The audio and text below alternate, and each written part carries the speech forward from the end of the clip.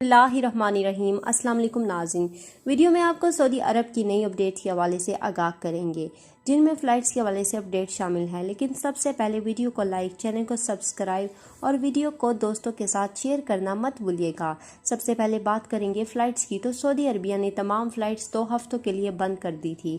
अभी इस पाबंदी के 2 हफ्ते मुकम्मल हो चुके हैं, मगर फ़्लाइट्स इसके बावजूद नहीं शुरू की गई, बल्कि सऊदी हुकूमत ने तमाम इंटरनेशनल और डोमेस्टिक फ़्लाइट्स को बदस्तूर बंद रखने का फैसला किया है।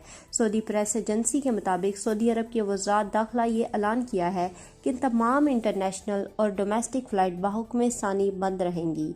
यानी कब तक बंद रहेंगी, इसकी तारीख उन्होंने नहीं बताई।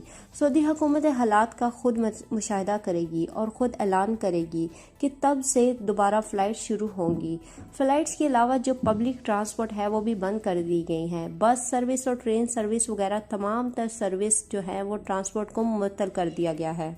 नाजरीन, आपको परेशान होने की बिल्कुल भी ज़रूरत नहीं है। आप अपनी छुट्टियां घर में गुजारें। जैसे ही फ़्लाइट्स खुलेंगी, सऊदी हुकूमत की तरफ से ऐलान कर दिया जाएगा और आप जा सकेंगे अपने मुल्क वापस। तो उम्मीद है दोस्तों आज की वीडियो आपको पसंद आई होगी। पसंद आने की सूरत में वीडियो को लाइक, चैनल को सब्सक्राइब और नीचे दिए गए लिंक पे क्लिक करें ताकि आपको मेरी नई वीडियो मिलती रहे अपडेट्स के हवाले से। अब तक के लिए इतना ही। जज़ाकल्लाह।